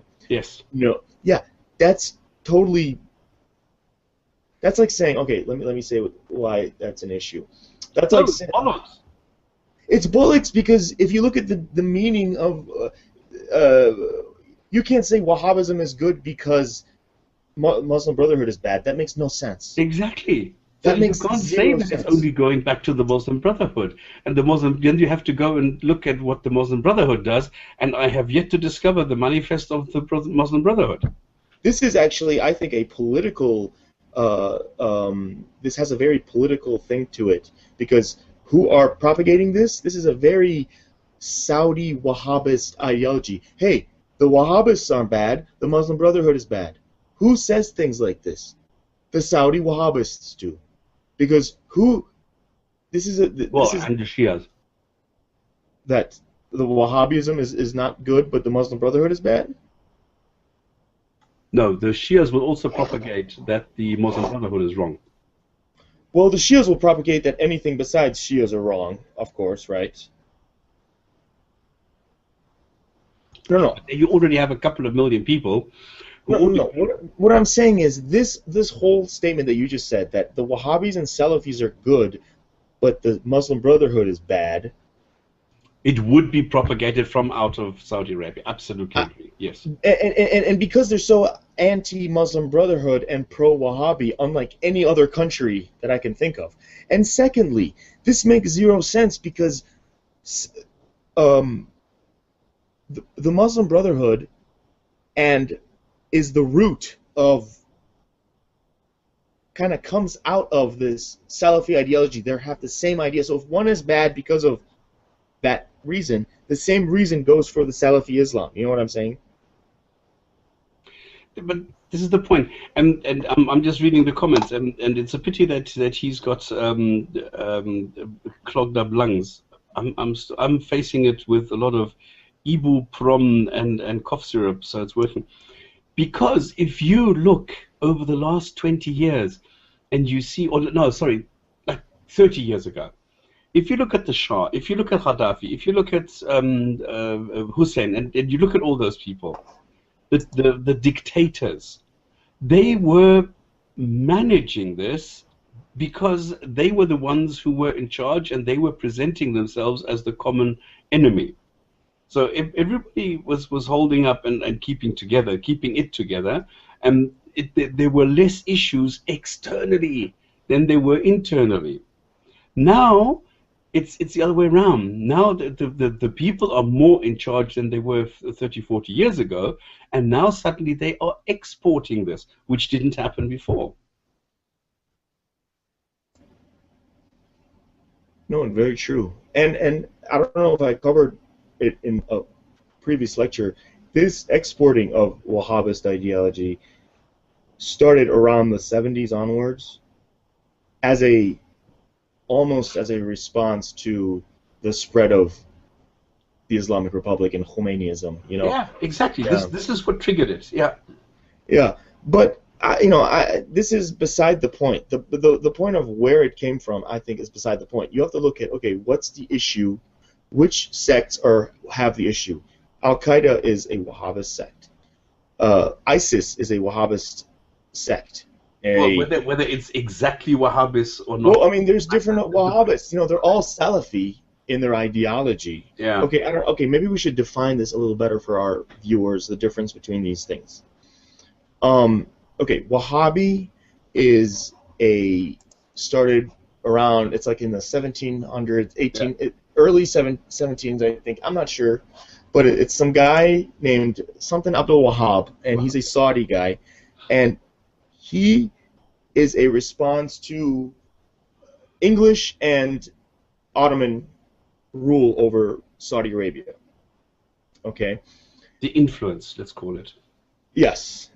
And power, really, because they had control of the Mecca and Medina and all that. The foreigners, per se. And so this guy, I'm not going to talk too many dates. I'm not too good with dates. I'm not even sure if this is 1700s or later than that, because 1700 seems a lot too old for me. But this is about 200-300 years ago. And he starts this Wahhabi ideology, which is within a Salafi way of thinking, right? Now, Salafists are people who believe that we have to go back to the way of the Salaf, which means the going back to the original Muhammad's way of living and during the time of the four caliphs. Okay, so all of these branches of Salafism all share this going back to that aspect of it. Now, Wahhabism is a kind of that, right? The Muslim Brotherhood is another branch that was started by Sayyid Qutb in Egypt. Yeah, but it was just like 150 years later, because Wahhab died close to 1800, all right, and then it took another 130, 140 years, or maybe 150 years, before the Muslim Brotherhood came out. Right, but the Muslim Brotherhood has been influenced by Wahhabism. And the original Muslim Brotherhoods, because, okay, if you look at where the Muslim Brotherhood came from, they came from the Al-Azhar University, right? That's where most of the influence came from. Now, who influences Al-Azhar University the most? Saudi Arabia and I don't want to say the Church of Saudi Arabia, but the Church of Saudi Arabia and the Church of, quote-unquote, Islamic Church of Egypt have very close ties. So what they teach in Al-Azhar right now is very, very, very much under the influence of what the Saudi branch of Salafism teaches. I'm not sure exactly what is behind this, why they have such close ties, but it's obviously got to do with who's controlling Mecca and Medina, right? And so Sayyid Qutb came out of a Salafi Wahhabi background of thinking to say, hey, look, we need to go back to such a thing. That's what solves it. And yeah, but you need to differentiate. You need to explain that Salafi just means that they are the scholars of the originals. Yes. And Wahhab is somebody who follows the scholarly approach of the originals and then interpreted it in this way. Exactly. And now the thing is that where Salafis are based on this Wahhab guy, they will not acknowledge this because Wahhab was a person. So this is a contradiction in itself, because you're not allowed to have somebody who is interpreting the human. No, you're not allowed to have the human interpreting it and then you follow the human. This is why, for example, Ahmadiyyas are not considered Muslims. So you have to go back to the Salafis who are saying, no. We're not following Wahhabi, or the Mr. Wahhab. We are following the original ideas of Islam, which also happens to be what Wahhab did, but they will not acknowledge the name because it would mean that they are following a human, which is un-Islamic. So it's a school. The one is a school of thought. It's a theoretical construction, which is Salafis, which are alive and kicking today. Well, Salafism is actually older, right? 1790 or 1800 or something. Right? Salafism starts earlier, right? Isn't it? Doesn't it? Salafism start with? It goes off the Ibn Taymiyyah kind of. I don't even know when it started. I don't know. See, Salafism, or it's not like it doesn't start with one guy per se. That's why Salafis don't like to be called Wahhabists. No, that's why I say it's a school of thought based on the original idea of Islam. Mm-hmm. Okay, let me look. One thing that we have to. Hang on, let me look this up. I mean, it says how much time? Salafi Dawa. Okay, then let's do it next time. Okay. No, you still have your topic. I wouldn't mind. It's not much in there, so we don't even have to get into it, really. So do you want to do imperialism and then do Salafi Wahhabism next time? I think that we can do that. Yeah, that seems interesting. Do you want to do some research, or should I? I mean, I'll do some if you want to do some too, and we could just kind of. Okay, then we'll complement each other. Yeah. All right, then let's leave it at that. Let's just leave it at that and say, okay, Wahhab was a guy who took the ideas of the original Muslims, of the first righteously guided blah blah blah caliphs, and the Salafis are doing the same, but they don't base it on the guy who is called Wahhab. But then you have the Muslim Brotherhood, who also take the very, very same ideas, but also are not basing it on Wahhab or Salafis, and they are saying that we are more a political force to be reckoned with, and we are not only spiritual, but we also implement what those people were saying in those days to bring back the glory of Islam where it belongs. Well, we also have to mention that Salafism is almost synonymous with following the Hadith very closely, word by word, too. So Salafis. Well, it depends which one. It's choosing and picking. This is the whole point. Yeah, I mean, of course, isn't that with all? I mean. Yeah, but people pretend like if they are saying, because I see this again and again, say Muhammad was such a great guy because he treated so and so very well. I said, well, okay, yes, but this totally contradicts what he did with somebody else when he tortured him. No, but this is not authentic. I said, well, it's just as authentic as the other one. I mean, who are you to decide which one is nice because you like it? Yes, exactly. This is the whole thing. So you can't. I need to do this. I need to find the hadiths and authentic, all authentic, and just list them up one by one and show what a mean bastard Muhammad was.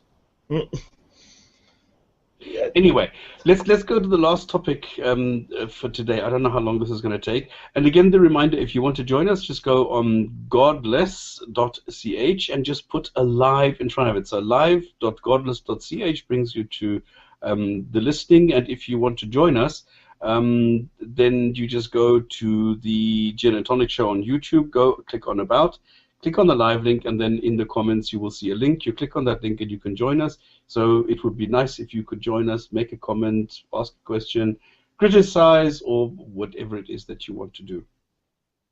Now, Unwashed Masses was making a comment on last week's show. And he says he recently left Islam, and he wanted to have some facts about the so-called scientific miracles in the Quran. Now, just to give people a very brief history, about 40 years ago, there was a Muslim in Yemen by the name of Zindani who went to Egypt, went to the university, and studied Islam. He wanted to stay in Egypt, but they kicked him out because he was too radical. he met somebody in Egypt, in Cairo, by the name of Nagar. Now, Nagar is an apologetic. He is one of the most outspoken apologetics for Islam. He has a PhD in geology from a university in the UK, which just, I'm sure this is just coincidence, had to shut down because they were selling too many PhDs in geology at the time. So anyway, this Nagar with a PhD in geology makes videos and statements and has an entire website and things like that where he says that there is proof that the moon, of course, was split as was propagated in the Quran. So he thinks that all this is true. And he came across this Zindani and then referred him into Saudi Arabia to somebody to sponsor him. And this sponsor then gave him a couple of million to play with. These were the days when there was lots of money in Saudi. Today it's a little bit different. They're getting a bit more tight with the money. So he gave him a couple of million.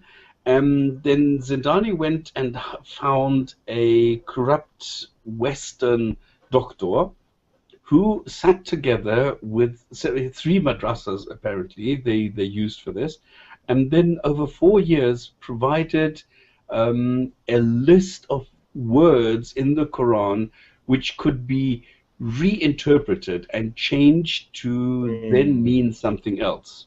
So, for example, they took the word, I don't know, what should we take? Like if the emperor, let's say Louis XIV, was on the first floor of his castle in Versailles, he would go out on the balcony and he would look at his gardens, which he would call, and which anybody would call, quite expansive.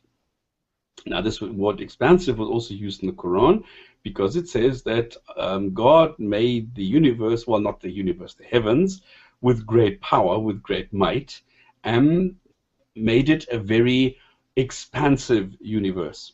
So what they did now is they changed the word expansive into expanding, because when Edwin Hubble in 1929 published his findings on the expanding universe, I mean, since then we know that the universe is not in a solid state but is in fact expanding. So what Mr. Zindani did with his madrasas, he then instructed this corrupt doctor, a Frenchman by the name of Dr. Maurice Buquet, to publish a book where he published all his findings. And then he came around and said, well, for example, the Quran has a scientific miracle because 1400 years ago. I mean, nobody tells you when the Quran was actually published or completed or written down or compiled for the first time. You always hear 1400 years ago. It's scientific. They don't tell you. I mean, if it were scientific, it would tell you not only the year, but it would tell you, is it a sidereal year? What kind of year are we talking? I mean, of course. I mean, yeah, these are... So if it's scientific, it needs to be accurate, but they don't. So it's always 1400 years ago. Some people say it's 1430 years ago. Is there any backlash against this? I mean, this sounds ridiculous to me. It is. But so anyway, so then what happened? He collected all this, and then he wrote a book, the Bible, the Quran, in light of instead of scientific development or something. He brought out, I think it was something like 50 different words that, no, it was less, it was something like 25 of different words that could be reinterpreted. Like, for example, he brought them when the heaven was smoke, and then he separated the earth and the heavens, and they say, well, this is the Big Bang, forgetting that earth was nowhere near the Big Bang. So the error between the Big Bang and Earth is only something like 10,000 million years. So there's a huge difference between the Big Bang and Earth. It's actually 13.6 billion, I think, but... Yeah, okay, plus minus. I mean, are you going to call me a liar for a couple of billion years? You said million, but all right. I'm not calling them scientific. No. So there's a huge misconception here. This is like crack for Muslim apologists right here. Yeah, but this is what they've been saying, and for years, they went and expanded on this list. So what Bouquet did, he came up with all sorts of funny things. He says, yeah, that because there's a barrier in the sea, and I found a barrier in the sea which could be seen as a barrier in the sea, because if you look at the Strait of Gibraltar, and there you have a separation because the water in the Mediterranean does not mix with the water of the Atlantic because there's a barrier in between them. The funny thing is, number one, this is the only one that they have, because if you ask them for a second example, they can't find one because everybody only has Gibraltar.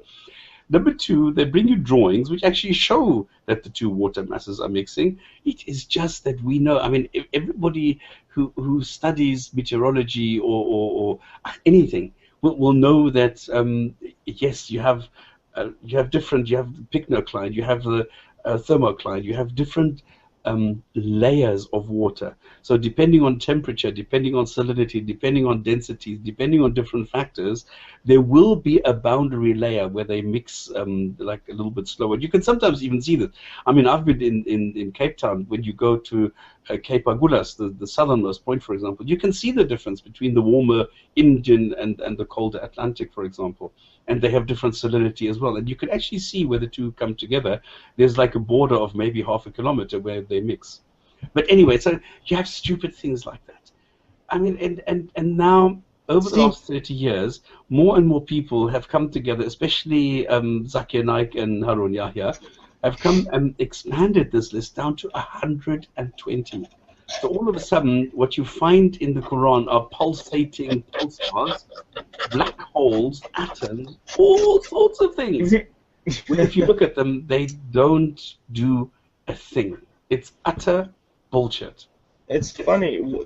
I wonder if they would look to find other interpretations for other words, like Allahu Akbar might mean Allah is one of the greatest, or something, you know, like. Yeah, but this goes, I mean, it goes so far, and now this is the gem, because in the Quran, God creates humans, okay? He uses 13 different materials.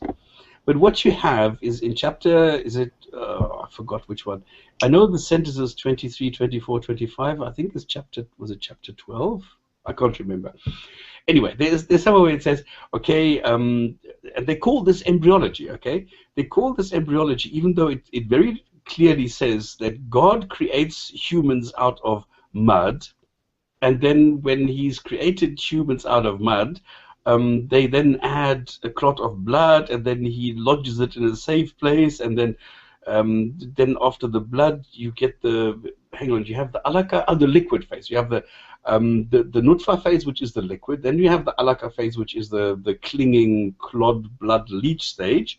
Then you have the mugda stage, where you have all the bones which are then being dressed, which looks like a chewed piece of flesh. Oh my goodness.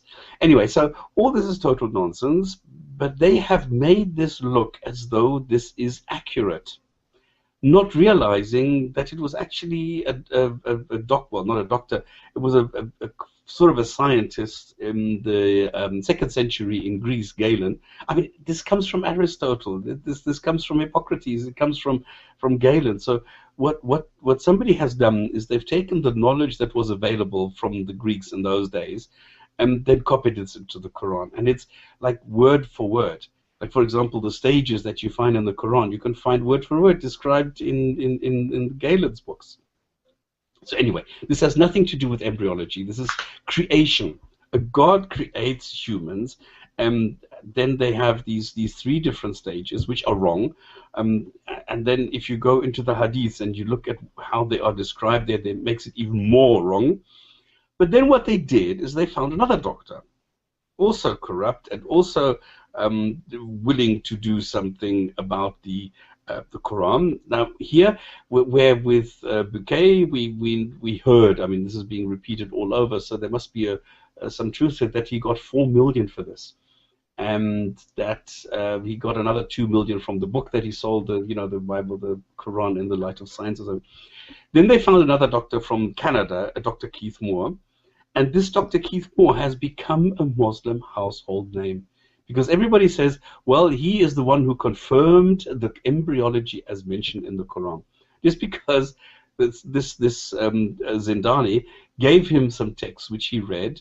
Nobody knows how much he was paid, but he dutifully read out the text. I mean, he didn't speak a word of Arabic or anything, but he redefined the word alaka to mean leech.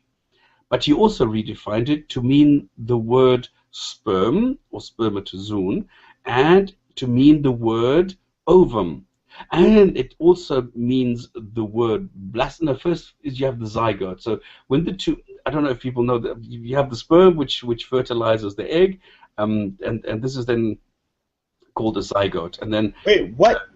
Nutfa is the liquid phase when you have semen, which is reclassified as sperm. Then you have the alaka phase, which means clinging, which means that you have the sperm and the ovum. Then you have the fertilization, which also means alaka. Then you have alaka, which also means the zygote, when the two are merged. And then alaka means the blastocyst, when the separation occurs, and when it then goes down to the womb. And then they say, well, it clings. Well, it doesn't. It's just, it floats in the womb, in the amniotic sacs, and connected to the placenta, and that is it. It's not like a leech at all. It doesn't have teeth like a leech. It doesn't suck anything like a leech. It doesn't have, it doesn't bite with teeth into any wall and cling to it like a leech. So there's, I think I found 29 criteria that a leech has that an embryo does not have. Anyway, then they go and they follow Aristotle, who said that it's like an artist who first comes up with a wire mesh model and then drapes all the clay around it. This is how the human is formed. You find this in the Quran, because there it says first the bones are formed and then the bones are clothed with flesh. And there's this famous episode where Professor Myers was caught in Ireland. This total fool, Hamza, no, it was Adnan Rashid, the other, his sidekick, went and said, "Are you sure that it is copying Aristotle?" And Professor Myers said, "Yes." And then Rashid says, "I'll let you think about this." This is so funny. Yeah, but you are wrong, because Dr. Keith Moore said, and he's an embryologist, and Professor Myers says, "Well, hang on, I'm a developmental biologist. I also know these things." "Oh, you also, oh, that's interesting." And they were completely ridiculed. I mean, it is so funny to see them. Then afterwards, Hamza came and said, "Well, I'm now going to prove, according to the Quran, that every single word is right." And he went ahead and did this. And then he also said, Dr. Moore said this, and then he quotes, and this is something that Adnan Rashid also did in Ireland. They quote the book by Dr. Keith Moore. Now, Dr. Keith Moore wrote a book, The Developing Human. And in issue 1 and 2, he just described the normal way that, and it's a good book. I mean, it's totally correct and scientifically accurate, medically accurate, everything fine. But then what they did is they took the 3rd edition, made it red, took out all the scientifically correct stuff, and replaced it with Quran verses. And then this is the so-called 3rd edition of The Developing Human by Dr. Keith Moore. So he lent his name. And you can only buy this. I mean, it's not available anywhere. You can only buy this in Saudi, for example. I tried looking for it in Dubai. They didn't have it. In Abu Dhabi, they didn't have it. In Doha, they didn't have it, because I mean, they don't care about this. They know this is bullshit. Anyway, so here you have the book now by Dr. Keith Moore saying that everything you see in the Quran is correct. The only funny thing is that the sponsor who sponsored him and made the book possible and everything and paid Zindani all this also wrote a small a sentence of encouragement into this book. And it says, "All the best to you in your endeavor, signed Osama bin Laden." So the sponsor who sponsored Zindani was Osama bin Laden, who donated the money so that Zindani had the money to go ahead and make these scientific miracles, which are absolute nonsense and bullshit, which is why today they are nearly called Bouquetism, because they are so stupid. Nobody believes this. Sounds like the creationist museums here in America, where they have dinosaurs running around with people. Oh, and I see Unwashed has managed to join us. Excellent. Okay, I thought you were not going to make it. Okay, because I used your question, and I hope I have explained it in great detail. Hello. Hi, welcome. Hey, can you hear me? Yep. Okay. How are you guys? Well, and yourself, what have you got for us? I just came in and I was thinking, it takes a lot of courage to be here. It does, and this is why I didn't think that you were going to I'm make it, completely because I nervous. understand that you only left Islam a couple Yeah, of months ago. yeah. I will discuss about that the next time I join. I just came to say hi to you guys. Well, wow, that's great. Congratulations. Just remember, man, you're not alone because, I mean, I'm also a convert out of Islam, not a recent one, but there's lots of us, especially in the Yeah, Islamic world. When I but think yeah. You continue. I said the best thing to keep people go away from Islam is Islamic government. So if you'll find the most atheist Muslims in Islamic countries, I would think, because I don't know what your story is. Maybe you could expand. No, we do exist and we are here in Islamic countries, but we don't show, we are not out there in public. So yeah, probably there are many guys like me.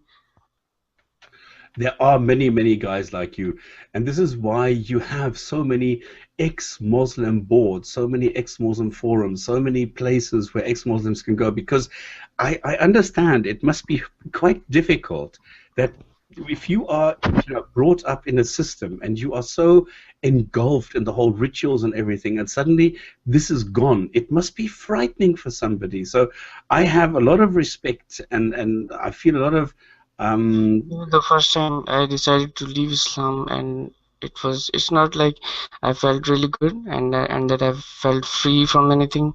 I actually felt really, alone, and I felt sad, and it was horrifying. Yeah. Alassa, welcome to the Gin Tonic Show. Weren't you also an a Muslim before? Hey, good guy. What?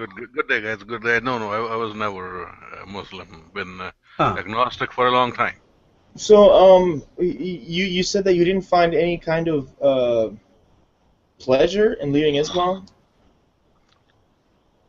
No feeling of maybe liberation or anything? You're talking to me? No, no, no, no, this was unwashed. for unwashed. Yeah. Hello, The No, Alasa, question how for you I doing? didn't unwashed get the was, question. Could you repeat that? I said, so you didn't feel any kind of liberation from when No, you at left Islam? first not. No, at first not. It took like a week or so to, after a week I felt happy and I felt free and I understood why I left Islam, and it was all logical. It made sense to me. okay, and the question is afterwards. Did you feel free afterwards? Yeah, I do feel better now. Oh, so like the first week was bad, and then after that. Yeah, after that it Oh, feels like of course, that's very I was natural. caged in and all that. You know. What was that? Sorry. I mean, I said that after the whole week, I felt sad. I felt alone. It felt like this thing that was really dear to me. I had to let it go, but after that, I'm happy, and I know why I left it. Well, That's great. I like to Sorry, go think ahead. of it like an old car, and the old car was letting you down more and more. And even though it was very dear to you, and you lived with your car for 10 years, but Mhm. after a while you begin to see all the problems, and then when you sell it and get a new one, it's actually much better. Yes, exactly, exactly. Yeah. Do you, uh, what do you study? Do you study anything in sciences at all? No, I'm studying telecommunication actually. Okay. Because I personally, I left Islam, I felt that nothing fills up for me the emptiness, or right now I don't feel that emptiness anymore, but when I first left it, and if there was any time that I had any questions throughout my recent life, the best thing that filled it up for me was uh, science. New science that's come out is such wondrous and so amazing that it just made me feel so great about, that's like the best thing for me to maybe lean back on every time maybe that I would feel lonely about not having God or whatever. But yeah. Oh, it's about reality. Unwashed, did I answer your question about the scientific miracles? Well, I wanted, I wanted you to make, I wanted you to debunk the Ostrich claim. Oh, the Dahaha. Yeah, that's very easy. I looked into it, and it was, it was really lame, and it didn't make any sense. I wanted to, do a checkmate on Muslims on that claim. Well, a lot of people have done this. I've done this a couple of times. I have a video where I also show the language origin, because a lot of people say that there's a sentence in the Quran which says that when God created Earth, he made it round and made it look as though it was an egg, and an egg is also not completely round, but it's a little oblate, and so it looks more like an egg. And this is the claim. Have you heard Zakir Naik? Have I what? Have you heard Zakir Naik, Dr. Zakir Naik? Yeah, of course. Yes. Yeah, he claims that the ostrich egg is geospherical. Is it? Well, no. This is the whole point. There are two ways of debunking this. One is that you look at the words used, okay? Because daha, okay, the word used is dahaha. So daha means to spread, and the last ha means it. So it means to spread it, which in other words, he created the earth and then spread it out, or he leveled it. This is what daha means. The second thing is that the word daha comes from duhiya, which means ostrich egg, which doesn't. It's also not a root. So you have to go into Arabic roots, and you have to understand the way that it works. And then you go and you find out that this is a complete lie, that the only reference to an ostrich ever made is that because it is level, it is the place where the ostrich puts an egg and then levels the ground over and above it. So it does not refer to the egg, but the ground, the flat ground above it. The second thing is that you look at the egg and you say, well, Earth, the planet, does not look like an egg at all. It's an oblate spheroid, and this has nothing to do with an egg, no matter whether you put it upright or sideways or whatever. So the egg shape, calling Earth an egg shape, is totally ludicrous. So these are the two ways that you debunk this whole thing, so it's not true. Yeah, one of the things I read was that this ostrich egg is actually prolate spheroid, and the Earth was actually oblate spheroid. So there are two completely different shapes. Exactly. Yeah. No, it's just total nonsense. This is typical Zakir Naik. I mean, he's such a liar. He throws out lies, and he mixes truth with lies to make it sound, reasonable. But he's a multi-millionaire, so he's a very rich liar. Yes, of course he is. So I wanted to ask you, stop spamming. Hello? Yeah, go ahead, yeah. Yeah, what is your background? I don't have a background. I mean, are you Easterner, Westerner? How did you get interested? I mean, do you live in East or, I mean, do you live in a Muslim country? Here, unwatched. Let me help you out. Yeah. Let me help you out. There was a time portal that opened up somewhere in South Africa. All right, he came out in South Africa, and then he jumped back in, and then it opened up in Iran at some point, and then he was there for a little bit, and then he jumped back in, and now he's here, and that's all we know. All right. So that's pretty much. Is he from a Muslim family? No. How did you get interested in Islam? Because I was in a Muslim majority country, and my boss told me or asked me if I knew that there were scientific miracles in the Quran. It all comes down to that, doesn't it? Scientific miracles in the Quran. So I used to hear that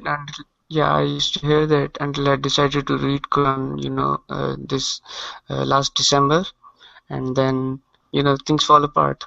Yeah, and he was also referring to the 19 miracles. So I actually made I think it's like a 3/4 hour video just debunking the 19 miracle. Yeah. Okay, is that all? Is there anything else that we can do for you? If you have any questions, something you can always pop in. We're here every week. Do you know about the ex-Muslim people that you can contact throughout the world? Like what? I don't get you. There are several groups who are catering for ex-Muslims who understand, because they're all ex-Muslims and they all understand what people are going through. They are there to answer questions and to Yeah, help actually, people. I do know a lot of them. Oh, great. Okay, so we don't need to point you towards them. That's great. Because that's the first thing I like doing, because I think it always helps people if they can speak to people who were in the same situation as them. Yeah, I'll spread the word, about Gin and Tonic Show. Great stuff. Thank you. They'll hopefully be there. Okay. All right, All right. then. Whenever you feel like it, just join us again. All right. Thank you. Bye. Thank you. Bye-bye. Bye-bye. Okay, Alasa, what are you going to tell us? Don't tell me that you have a hadith of the week ready for us. Every time when I go through my hadiths, it's always a challenge. Which should be posted as a hadith of the week? Make them alphabetical. Always a challenge. I got to select the best one that I think is the best one. But this particular hadith, I think we can learn all from this one. This has to do with the bargaining. Have you gone out bargaining and end up at a losing end of the bargaining? No, I always win the bargaining. Come on. You do? I'm like Muhammad bargaining God about the number of prayers. You are good. But any idea how to do the best bargaining? Yes, of course. You start with 30% and work yourself up. No. This hadith will improve you. Arash, any idea? Hey, Arash. Where's Arash go? Technically, because I'm Iranian, I could probably bargain better than all of you guys. Okay? So this isn't going to be fair. So Any idea how to strike a good bargain? You prolong it and never back down and keep a nice stick behind your back. No, you're wrong. You'll learn from this one too today how to do the best bargaining. So here it is. This comes directly from the Prophet. Where'd it go? No, this is Sahih Bukhari, 9.86.94. I'll post it here as well. Narrated by Abdullah bin Umar. A man mentioned to the Prophet that he had always been cheated in bargains. The Prophet said, whenever you bargain, say no cheating. That's it. You forgot the tea. You should always drink tea when you're bargaining. No cheating, and that's it. I'm going to try that. Does it work before? You got to say it after or before? Can you say before? No. I mean, like, can you say no cheating and then shake your hand, or do you got to go shake your hand and then you say no cheating, or do you do it like at the same time, or what's going on? Like, there's got to be some kind of. Before you start bargaining, you say we're going to bargain, but no cheating. Oh, okay. You see, this is straight and to the point. That's easy and workable. Yeah, I'm going to try that. Do you have another one for us? No. Next week. No, next week it's my turn again. Hey, I have a joke though. I heard recently. I thought I could share for. Yeah, but hang on. Alasa, are you done with this? Yeah, I'm done. Okay, then next week it's going to be me, and then the week after it's you again. Correct. All right. Thank you very much, man. By the way, when I got a chance, I just want to a bit later on, not now, in the next couple of programs, want to talk a little bit about Shia and Sunni, mainly about the marriage of the Mutah. Oh, okay. Okay. So you guys have a good weekend. Yes. You too, and thank you for the hadith. You're welcome. Thank you. Bye, Alasa. Take care. Okay, so on that bombshell, what have you got as closing words? I have a joke that is related to Islam-ish, I would say. I heard, maybe you've heard it. It's maybe pretty famous. I loved it. It was so. Have you ever heard of the Shenzhen province in China, where the Foxconn factory is? No. Well, it's a huge Apple factory in China where they have Apple or Apple? Apple, as in Apple manufacturing company. So technology. iPhones and yeah. So they make iPhones and they make different things, and they've built these fences all around the top of the building so people don't throw themselves down because they have such bad working conditions. It's like a tiny town just for the factory workers, and there's so many suicides there. So in a way, you could say Shenzhen Foxconn factory, because it's had the most number of suicides anywhere in the world. So it's pretty much the mecca of suicides. Not to be confused with the mecca of suicide bombings, which is Mecca. I like that joke anyway. Oh, maybe it was too long an explanation. You had to know what that was. Whatever. No. I was just picturing the girl that was saying the joke. The girl? Yes, there's a YouTube video with a girl telling exactly this joke. Oh, I saw this joke by a guy. I've seen it by a girl. Oh, okay. I can't remember what show this was, and she was saying, was it the Young Turks? No, it wasn't the Young. I can't remember where. This was for me, it was a British show. It was like an older, in 2006 or something show, I think. I saw recently on YouTube. Anyway.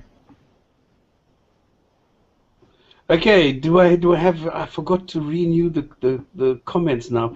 You know what? I activated this earlier as a timed hangout, hoping that we would have a Q&A, but we don't have it. So I no one's asking questions. Well, today we didn't really have anything to present. Why is the first food in Jannah fish guts loaves? I have no idea. Oh. This I don't know. All right, guys. Thank you very much for everything. Enjoyed being with you, and we will see you all again next week, 1800, 6 o'clock p.m.